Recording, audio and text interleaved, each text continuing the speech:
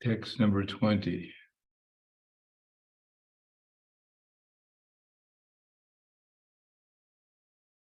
Oh, that's all right.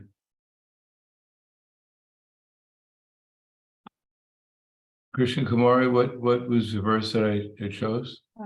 Hare Krishna Guru Maharaj. Is 12a. Oh, yeah. So let's begin by offering our respectful obeisances to Srila Prabhupada. Namo Vishnu Padaya Krishna Prasthaya Bhutale Srimate Bhaktivedanta Swami Namane Namaste Saraswati Deve Auravani Bracharane Nirvishesha Shinivadi Vaskatyade Siddharane.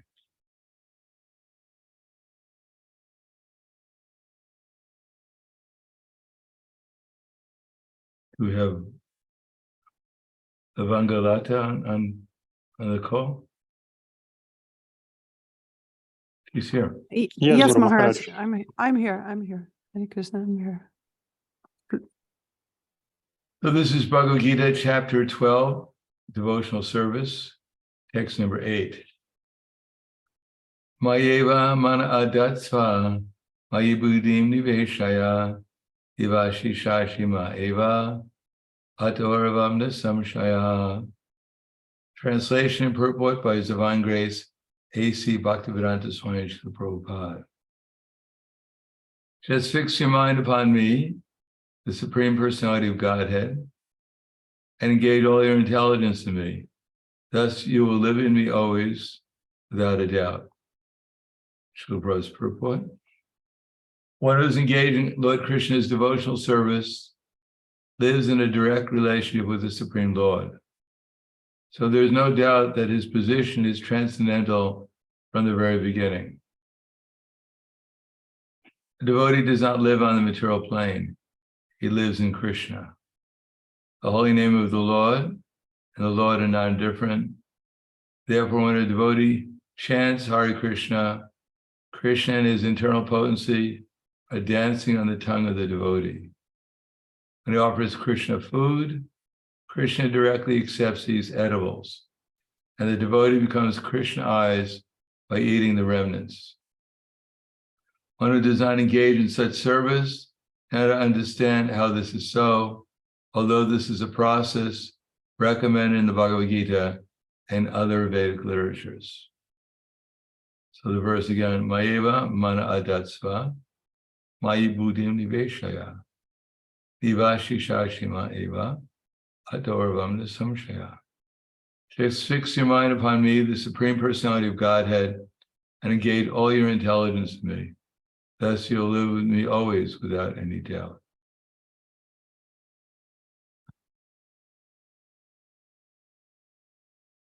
The Bhagavad Gita has 18 chapters, of which, according to our acharyas, they can be divided into 3 different divisions. The first 6 chapters deal with the process by which one can come to think about Krishna without any deviation. And the last 6 chapters deal with the knowledge that one can acquire by which one can be fixed in pure devotional service.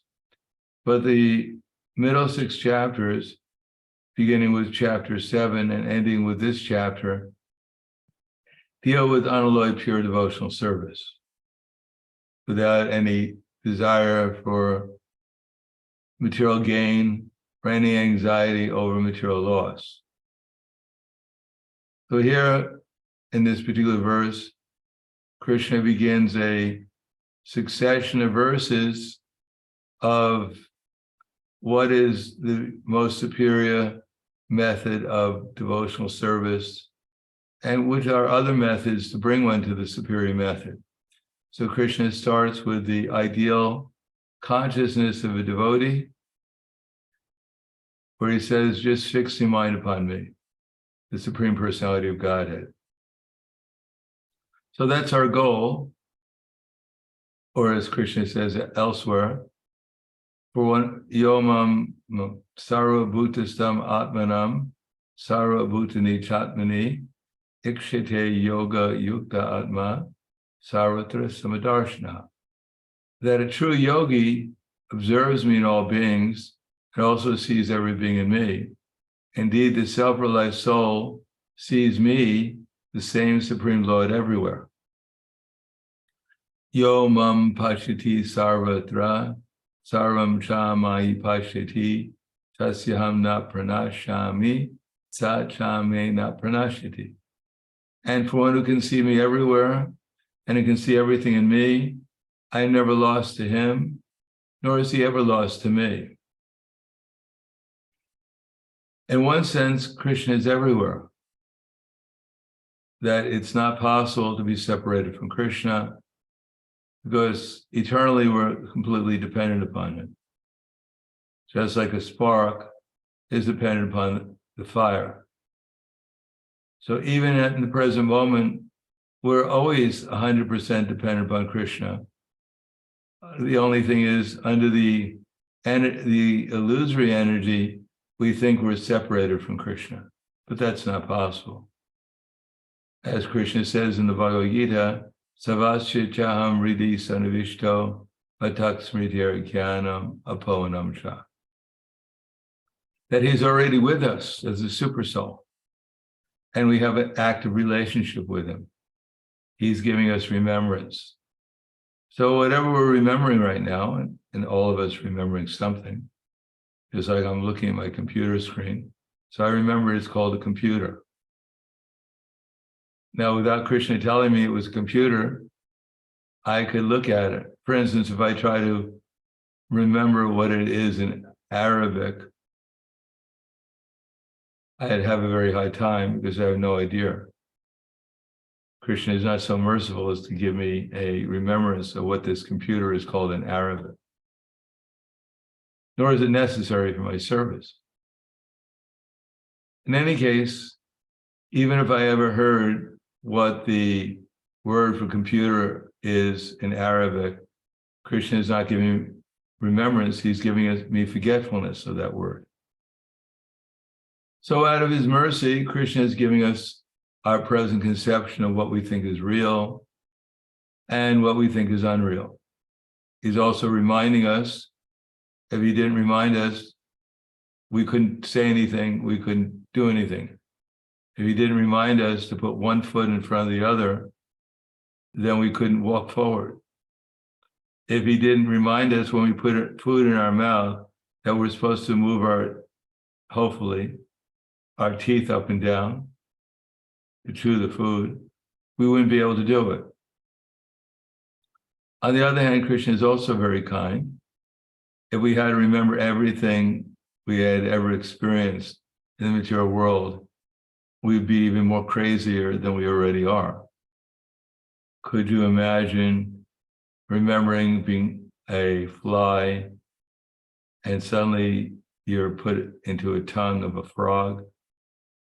Not a very glorious existence. Or if you were a snake and you spent your whole life simply on a rock trying to get some sunlight. Not exactly something you write home to your guru about. So if we had to remember everything we went through in 8,400,000 species of life, we'd be quite depressed because there was probably a lot of depressing moments in our existence. On the other hand, Krishna tries to help us remember what we read in the scripture or whatever realizations we've had in devotional service, because without that, we couldn't make an effort to go towards liberation and ultimately towards Krishna consciousness. So therefore, Krishna is very kind. He's appearing to the devotees in their remembrance. He's also helping the devotee forget his past association with the material nature. And he's giving us a conception of life that includes him within it. On the other hand, for the non-devotee, those who are determined not to remember Krishna, even if Krishna came before them playing his flute, they would say he wasn't there. Even Kamsa, Krishna was personally on his chest, beating on him, but Kamsa did not understand who actually Krishna was. Even one is killed by Krishna as Ravana or Hiranyakashipu, they still could not accept Krishna as the Supreme Personality of Godhead. Avajananti Mamuda. But for a devotee, Raji Krishna helps the devotee understand Krishna and eventually appreciate him according to how much intelligence we utilize in Krishna's service. Therefore, Krishna says, Bhakti-mam abhijananti yavan yaschasmi tatvataha tatomam tatvato gyatva vishite tadanantaram. That one can only understand Krishna through bhakti. Only that way does can we enter into the mysteries of understanding Krishna. So therefore, Krishna has advised us, first of all, manmana. In the 18th chapter, Krishna says manmana, and in the 9th chapter, he also says manmana. Hear about me, tachshinu. That we may think it's just an ordinary activity, so many things to do, but Krishna is emphasizing hearing about him as being supremely important.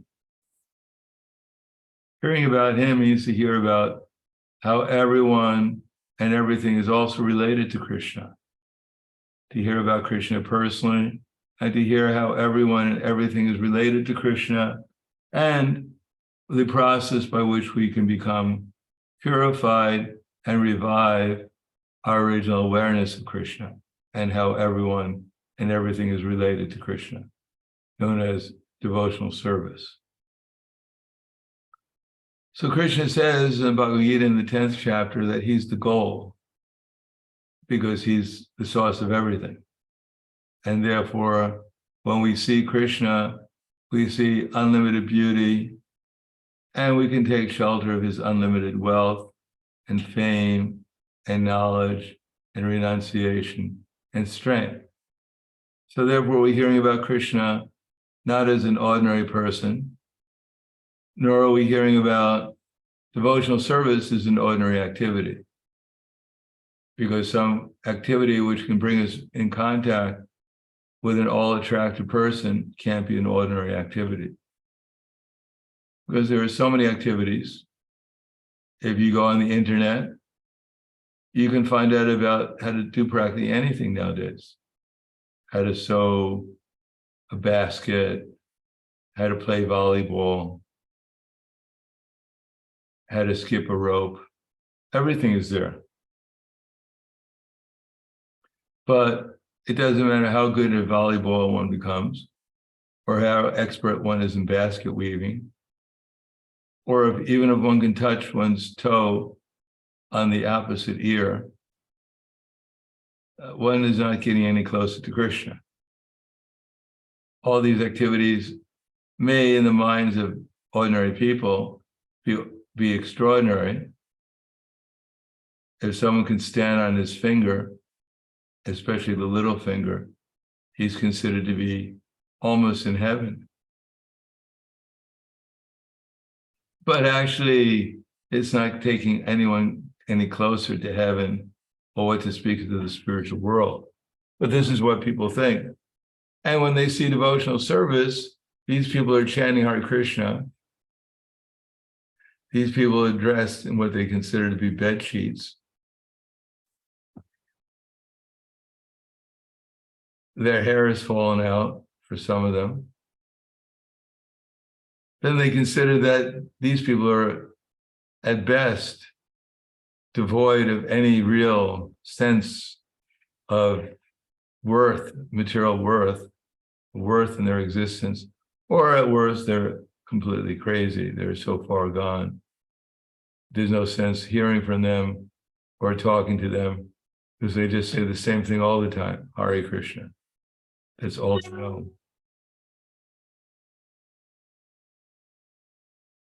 So for them, chanting Hare Krishna, hearing about Krishna, serving what they consider to be idols, the deities, or reading these books that keep on emphasizing that we're not this body, or that Krishna is God. Some Aborigine cowherd boy in a village in India 5,000 years ago who had blue skin and spent his whole time herding cows and dancing with young girls is God. Some people think that this is quite ordinary, and they think their activities are quite extraordinary. So Krishna gives them that inspiration to keep on trying to become more and more extraordinary. Someone can stand on one finger, his left little pinky. Someone else is growing their fingernail. So they'll become even so strong, they can stand on the fingernail and supersede the one who's standing on their one left pinky. And then they become everyone's hero, a Mahajan.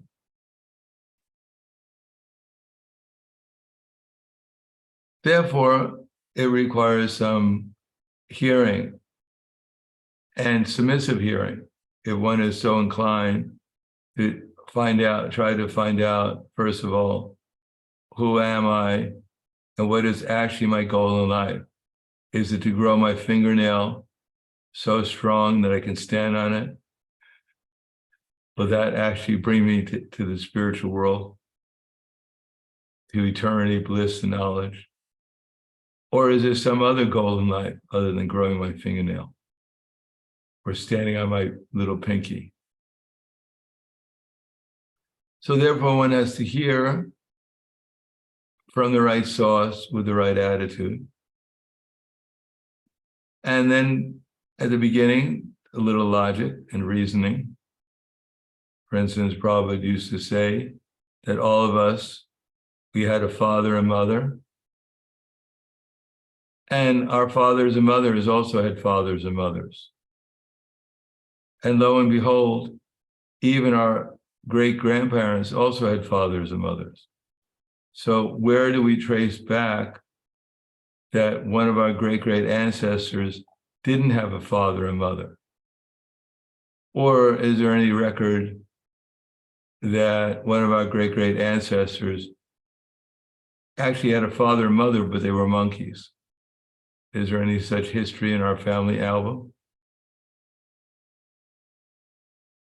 No, we can understand that as we were born from humans, so our grandparents were also born from humans. And therefore, the original person must also be a person. Otherwise, where did we come from?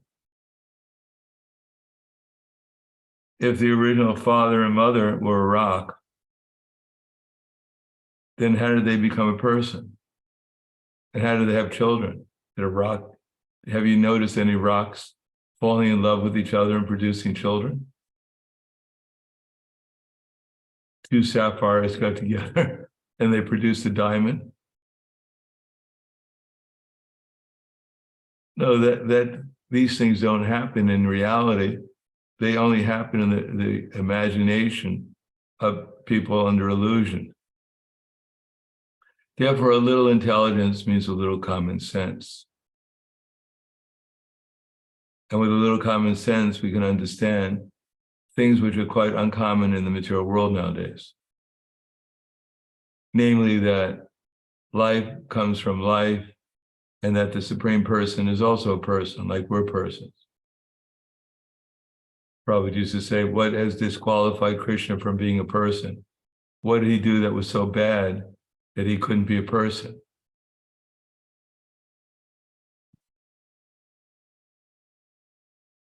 So Krishna advised us to fix our mind upon him, and to do that, we have to hear from him, or from his representatives. But what are we hearing about? We can go on hearing about how great Krishna is, but that doesn't necessarily mean that we're going to accept it. Because after all, what we'd really like to hear about, even more than Krishna being great, but invokes our deep feelings is when we hear how great we are. When we get appreciation for ourselves, our hearts melt. And we hear about appreciation for Krishna, our hearts may or may not melt. And of course, appreciation for those things which we reflect what we consider our greatness, especially if we have a child, then we're very pleased if the child is glorified, because that glorification indirectly goes for ourselves. And even if we have a little pet dog or pet cat, if the glorification goes to the pet, oh, your cat is so sweet, then our hearts melt.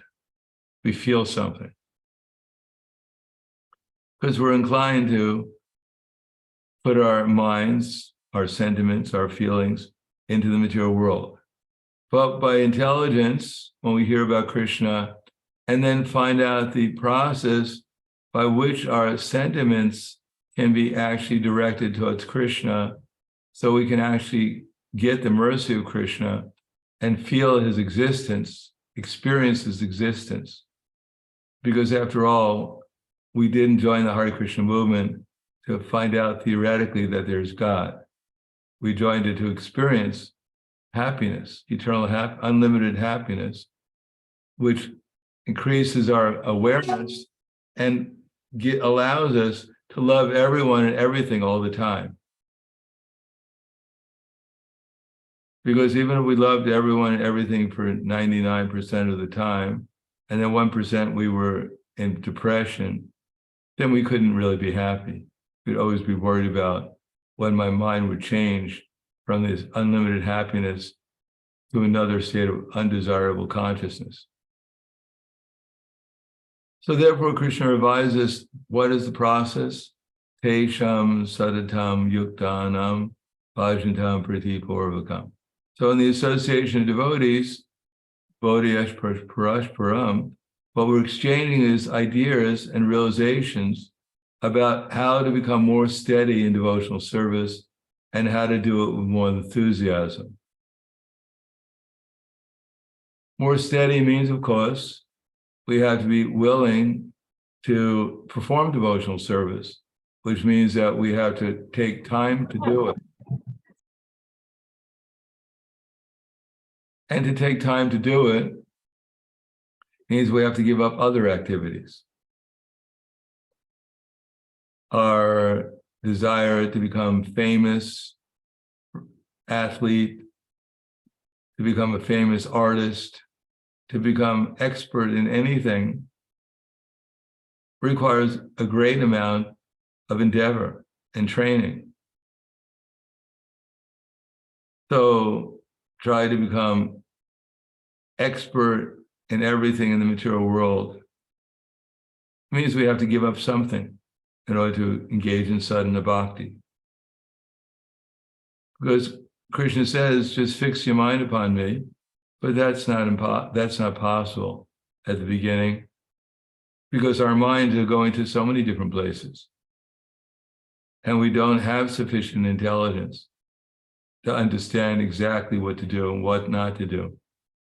That intelligence has to be gradually granted to us by a display of conviction and determination. It can only be developed gradually. Just like we can't expect a 5-year-old child to do ballet, or we can't expect a 1-year-old child necessarily to walk. And if the child is attempting to walk and it falls down, generally speaking, the parents will not criticize the child.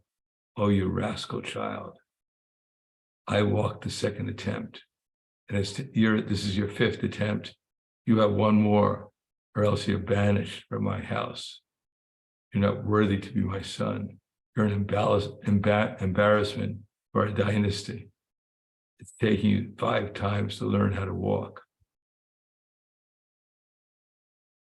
Now the parents patiently wait, and then the child can gradually stand on 2 legs, and then it's a great event.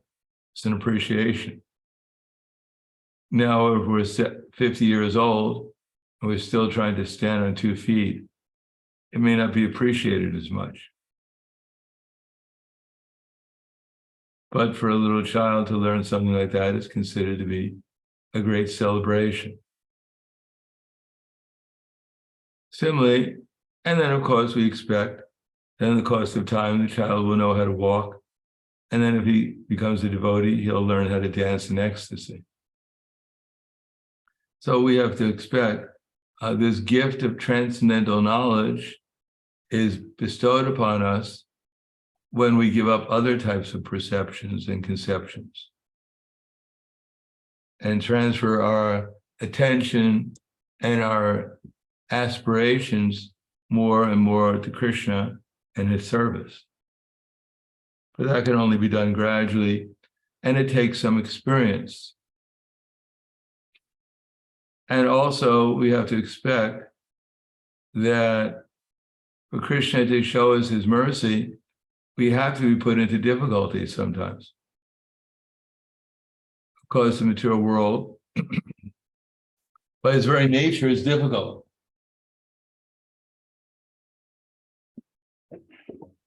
So we don't have to look for difficulty.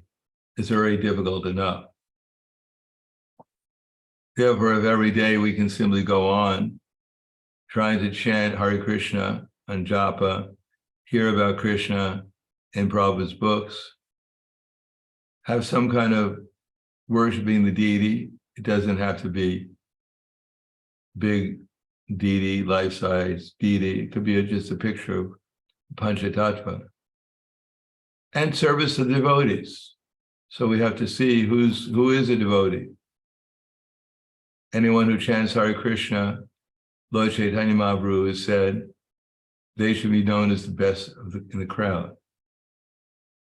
Because after all, Krishna is not, he puts us under the spiritual energy just by performing some devotional service.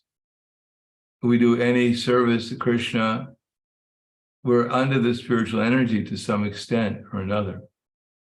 That means everyone we're looking at, every devotee we look at, if they're engaged in devotional service, we should understand that they're actually getting Krishna's mercy and they're under the spiritual energy. As much as they're steady and as much as they're enthusiastic, Krishna bestows upon them they're put under the spiritual energy. He doesn't make it such a big endeavor. We don't have to run a marathon. We don't have to jump over a building. We don't have to lift 500 kilos to be under the spiritual energy.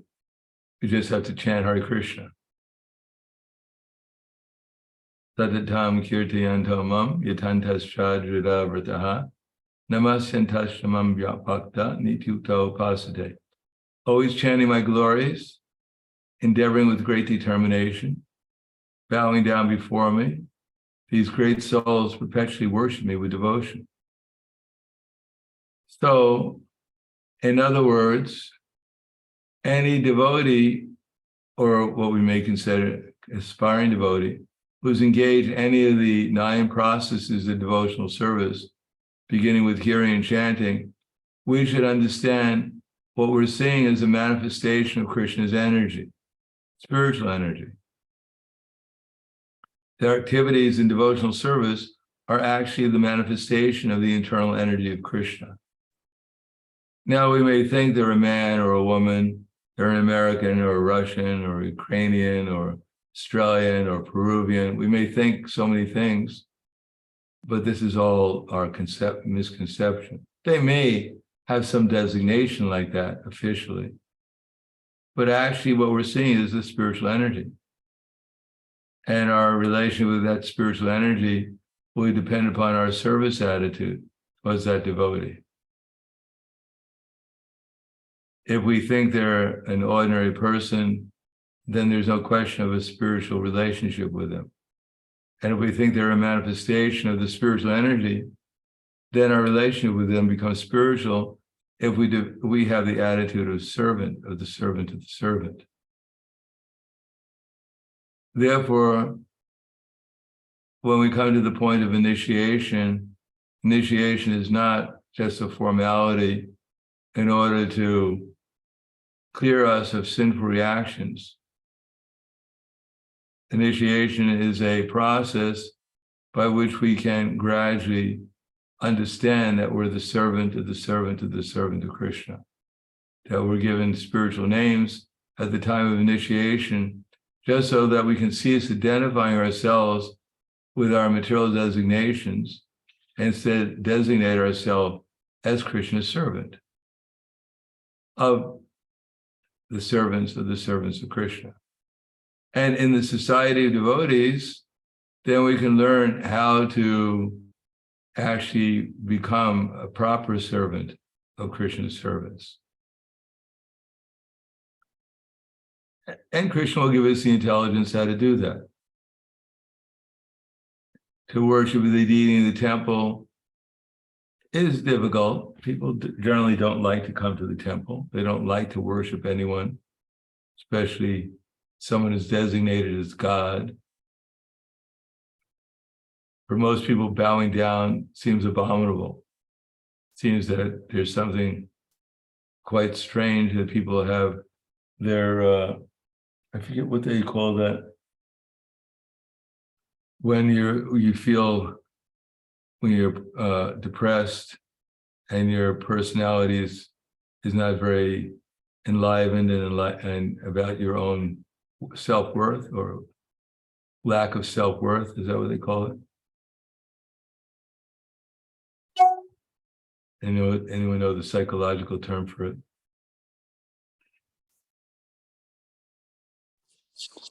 Is it low self-esteem? Yeah, low self-esteem. This is the worst thing that a materialist, his greatest nightmare is to have low self-esteem. Even we're kicked by Maya from one corner of the material world to the next, still we remain proud. I bow to no one. So this is the problem of material existence. And for a devotee, this is aspiring devotee, this is our number one obstacle. To worship the deity is easy because the deity doesn't complain. He's always smiling. Even when we come late with a prasadam for the offering, he doesn't become depressed. He's always blissful. But dealing with the devotees, we get feedback, how our service is going. And it's always not positive. Therefore, it's rather sometimes uncomfortable. We're fearful someone may touch my false ego and even dare to criticize me or not sufficiently glorify me.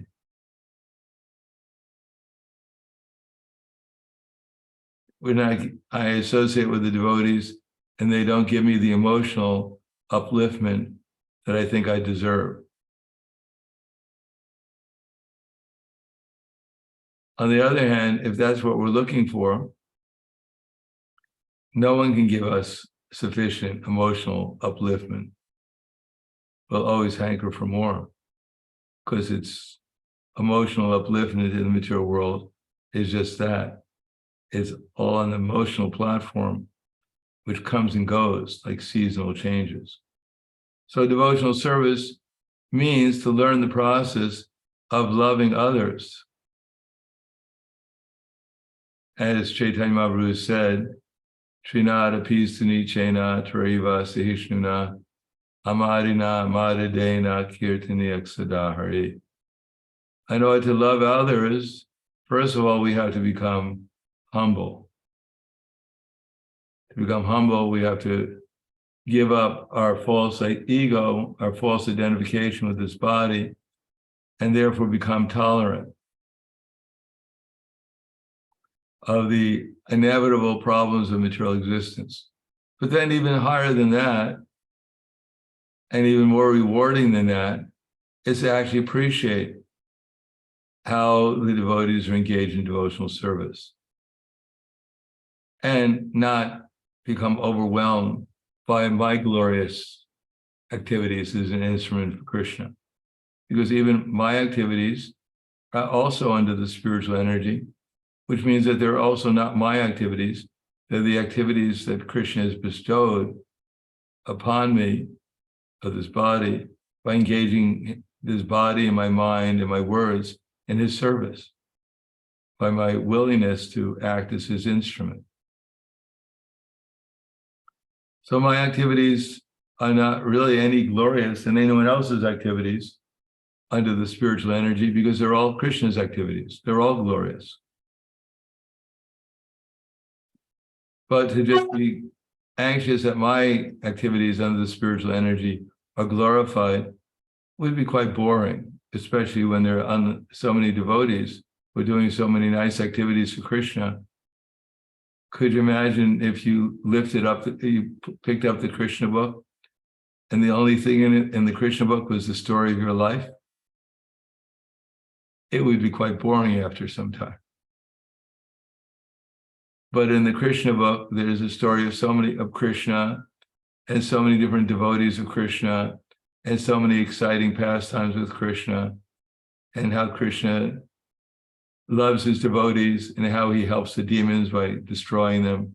So many things are there. And for most of us, there's nothing about us in the Krishna book.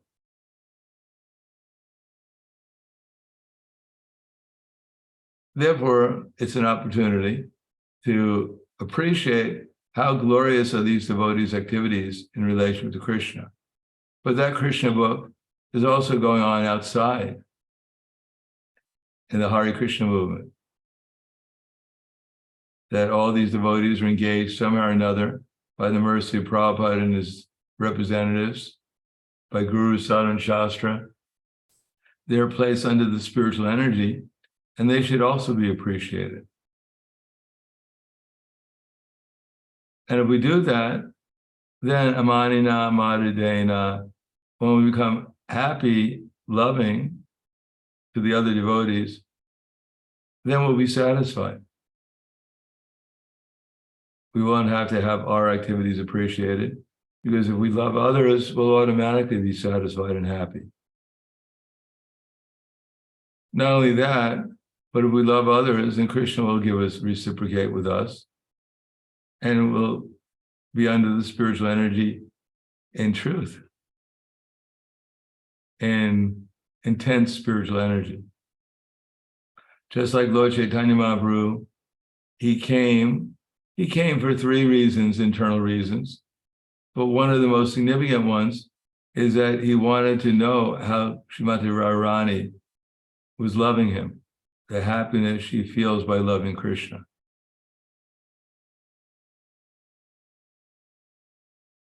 Now, there's happiness loving this body that we're in, or loving things relative to this body, but it's a very limited happiness.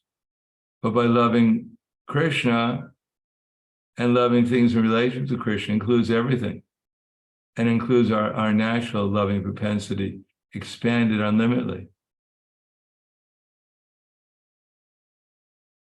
And Chaitanya Mahaprabhu also wanted to experience the good qualities that Krishna had, that only Srimati Radharani, by her love, could actually experience. So if we love Krishna and we love his servants, we love his devotional service, we love his mission, then we'll actually experience Krishna's good qualities, not only from the deity, but we'll be able to experience Krishna's good qualities with all the devotees. I was reading in the memories, Prabhupada was in Mayapur one year, and he was giving a lecture. And in the lecture, he started by saying that actually all of you are originally in Chaitanya Mahaprabhu's pastimes, and that you've come here, that I have actually nothing to tell you. and then probably became overwhelmed by spiritual ecstasy, and he couldn't say anything. And all the devotees who were gathered in Mayapur at that time, I guess 70 something, they also became overwhelmed with ecstasy. And that went on for some minutes. And then finally, one of the devotees started to chant Hare Krishna. So, develop the vision of how everyone is engaged in Chaitanya Mahaprabhu's service. Then we can also see their good qualities as a manifestation of Krishna's good qualities. And Chaitanya Mahaprabhu also wanted to experience Krishna's love. So that comes automatically. Krishna already loves us, but because we're not loving Krishna, therefore we're not experiencing Krishna's love. Just like if we love the sunlight, then naturally we'll get out of the house, if it's not too hot, like in Florida sometimes, and we'll go and see the sun. Now, as soon as we see the sun and appreciate the sun, then we can experience the heat and the light of the sun also, automatically. We don't have to ask the sun, please shine on me. It's already doing it. Similarly, if we engage in actual devotional service to Krishna with some priti, with some affection and love, some enthusiasm, some care and attention, then we don't have to request Krishna to display or give us his mercy. It's automatically there. His love will all automatically be experienced. Because Krishna has unconditional, unlimited love for all of us. It's just that if he displayed it, he'd spoil our material existence. So he's very careful not to spoil our desire to be separate from him.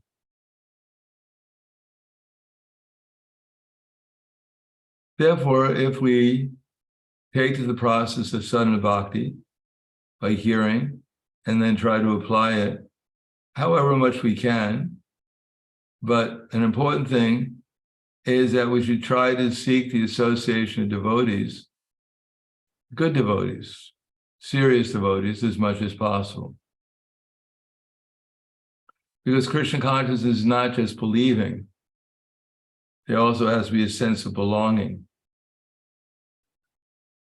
Now, in our society, there's a mission. Chaitanya Mahaprabhu and Srila Prabhupada has given us a mission to spread Krishna consciousness.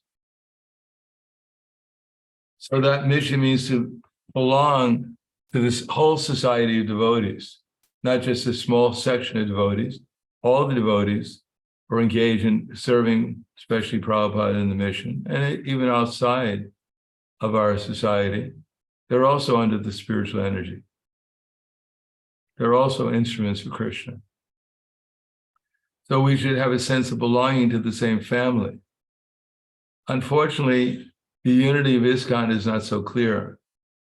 There is not a universal purpose, systematic purpose of how to work together throughout the whole world in spreading Krishna consciousness. It's there, but it's not fully developed. What we have is a sense of belonging, generally speaking, maybe to a temple, perhaps, or to our initiating spiritual master, because the only commitment we generally make in the Hare Krishna movement is at the time of initiation, either first or second. So that sense of commitment is generally there for the spiritual master, but the spiritual master is supposed to train us so we get a sense of belonging to the whole society, belonging to all of Krishna's family. Ultimately, that will only become gradual. We can't come immediately to the stage of Chaitanya Mahaprabhu when he went to the Jaikaranda forest and he got the whole family in the forest to chant Hare Krishna. Now we go into the forest it would be very difficult for us to see the tiger who's coming to us as one of our brothers or sisters. And when we raise our hands to chant, ask them to chant Hare Krishna, I'd be quite surprised if they did it. And we'd probably be quite surprised too. But Chaitanya Mahaprabhu saw the whole universe as part of this Krishna's spiritual family, and therefore he was so much empowered by Krishna that he got the animals, the tigers, the elephants, the deer, the birds, the monkeys, they're all dancing and chanting. So much overwhelmed with love that even the tigers and the deer were kissing each other as they were chanting Hare Krishna. But that's our goal, is to come to that platform. And to do that, at least, we should follow sadhana bhakti, and we should know why we're following sadhana bhakti. It's not just a ritual, it's so we can develop experience in Krishna consciousness. And our experience of Krishna consciousness should lead us to the consciousness that we're all part of a spiritual family. So that gradually our activities become in harmony with Krishna, and that we live in Krishna's pastimes, either in the spiritual level of consciousness or remembrance, or even this world, by fulfilling the mission of Chaitanya Mahaprabhu, by distributing Krishna consciousness to whoever we meet. So this is our opportunity. Krishna is advising us to fix our mind upon him. He's telling us to do that, so we could try to follow it. If not, in the next verse he says, and follow the activities of bhakti yoga, sadhana bhakti. So we're fulfilling this desire of Krishna, this order of Krishna, this instruction of Krishna. If we get up in the morning, we chant Hare Krishna. We chant a prescribed number of rounds. We read Prabhupada's books. We worship some form of Krishna. We serve devotees, even if they're only our children. We see them as Krishna's devotees and engage them in chanting together with us. That's also service to Krishna's devotees. And we try to make our atmosphere spiritual by keeping our home clean, our relationships clean, or doing things in relation to Krishna. So that way we live in a spiritual atmosphere. And that will bring us closer to Krishna, that will purify us, and our minds will be able to think about Krishna more easily. And even when there's disturbances, that we'll be able to at least make a sincere attempt not to become disturbed by them, but to take shelter of Krishna. And that will be part of our spiritual progress. And one day we'll live with him always without any doubt. So thank you. I'll stop there. Any questions?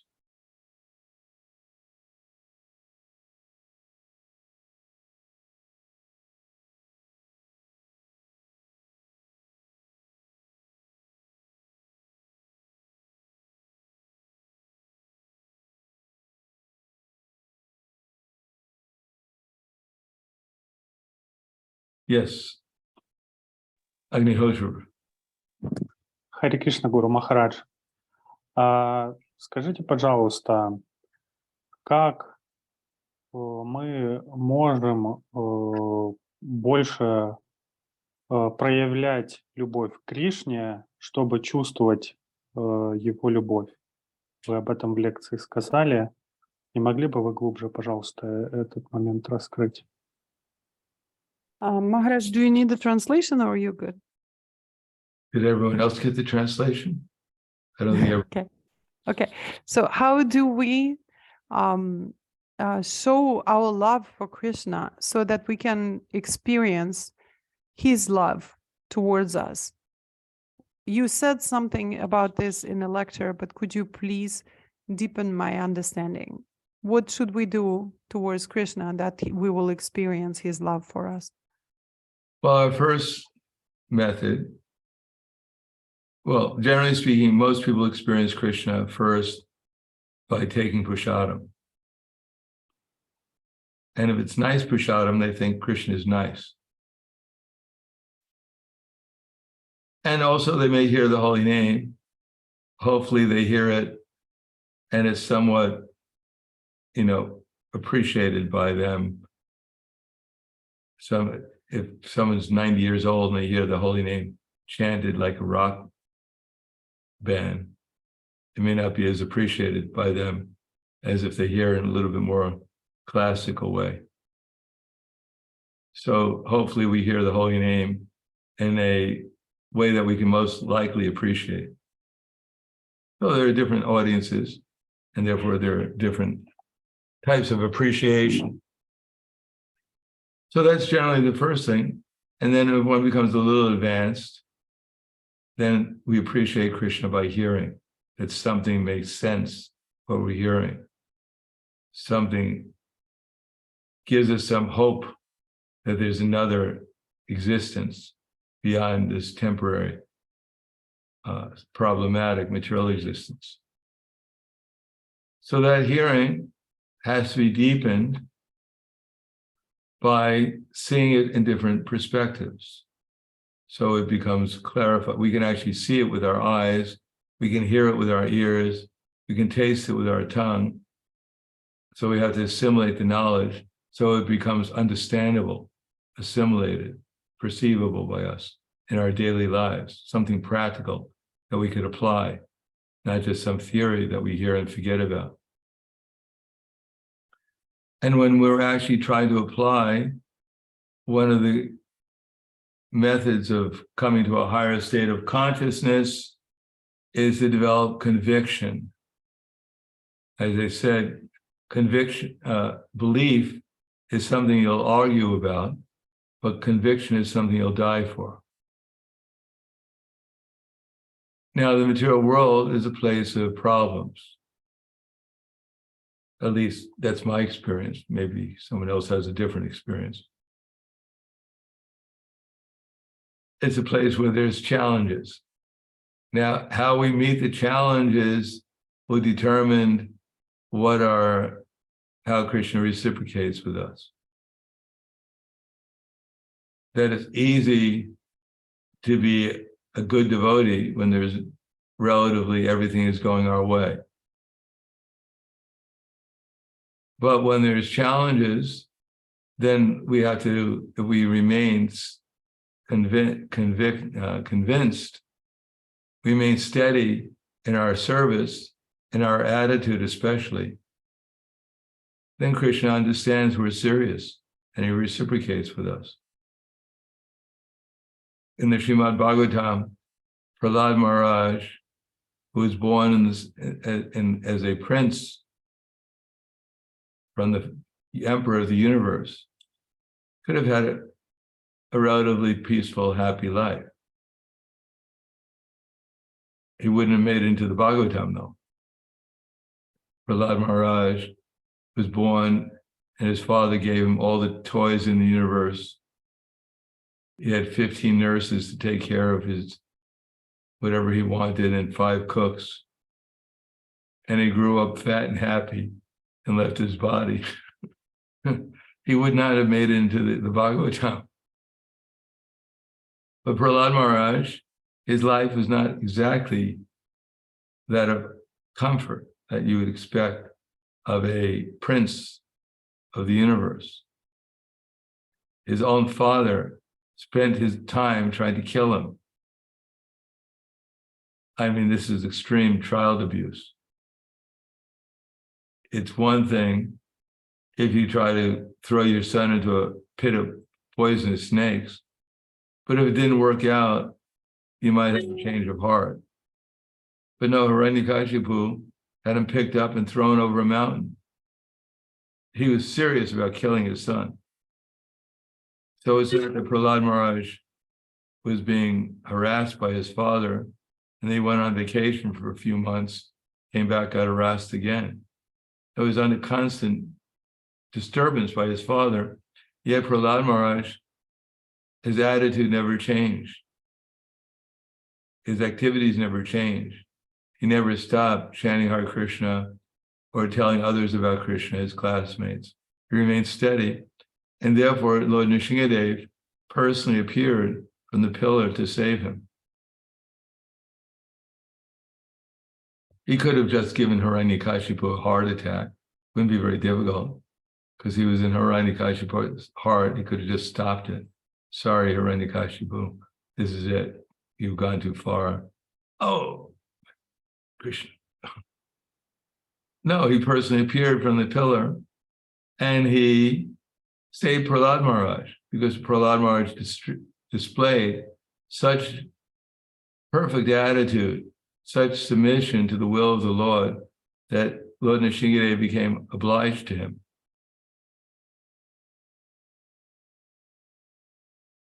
So that's a higher level conviction. We're so convinced that our values, our attitude always remains Krishna conscious. But even higher than that is developing skills in loving relationships with the devotees, with Krishna, with the devotees, with the non-devotees, with the innocent people, how to be always skillful so that we give to the best we can Krishna consciousness to them. But even higher than that is to actually enter into Krishna's pastimes and let Krishna take over and act as if we become a perfect instrument like Srila Prabhupada for the mission of Krishna. And therefore everything we're doing is part of the eternal Leela of Krishna. We act as a perfect instrument. Or we have no desire, we have no perception, we have no interest outside of Krishna's interest. That's the highest perfection of knowledge. All right, anything else? Thank you. Spasiba. Anything else? Yes, Loka Guru. Hare Krishna Guru Maharaj, thank you very much for your class. Can you elaborate more on what you say that there is missing a unity in preaching Krishna consciousness in ISKCON that is there, but it's not yet developed? Yeah, we're basically doing the same thing. We're reading Bhagavad Gita, we're hearing Srimad Bhagavatam, we have Harinams, we distribute prasadam, we eat prasadam. But there's no unity in the sense that every leader in our society has a different inspiration. Some devotees like to have, they're inspired by book distribution, by preaching. Others are inspired by devotee care. Others inspired by expanding the buildings. Come in. So there's different inspirations and there are different projects. But just like if we want to have a healthy body, we have to have a healthy diet. We have to have the proper amount according to our constitution of sweet and sour and salty and pungent and bitter and astringent. Now, all these tastes are valuable, but they're only to make a healthy body when they're in the right proportion. So similarly, all these programs and activities are valuable, but they have to be arranged in such a way as that they're in balance with each other. Otherwise, if we only eat sugar, we know we're going to get sick. So if we only are interested in one program, one type of inspiration, and we don't balance it with devotee association and devotee discipleship, where we study and we learn from others. If we're only going out on book distribution, it may be imbalanced. So we need a balance not only for our own lives, but we need a balance within our temples and within the society at large. So devotees have a balanced society where all these different programs are equally given attention as they deserve, inspiration and resources too. But if we don't have a clear path of balancing these things, they generally tend to be imbalanced. We lack, for instance, where a Prabhupada had gurukuls, we can't get it. We can't figure out how to do it. Where we had farm communities, we can't figure out how to do it. where we had so many different programs that Prabhupada started, now they become difficult to maintain and sometimes not possible. But they're all equally valuable, and they're all necessary for our spiritual growth. And therefore, the society, especially its leadership, has to see that internationally and locally and personally, we have a balanced spiritual life where all these programs are in balance and working synergistically and most effectively.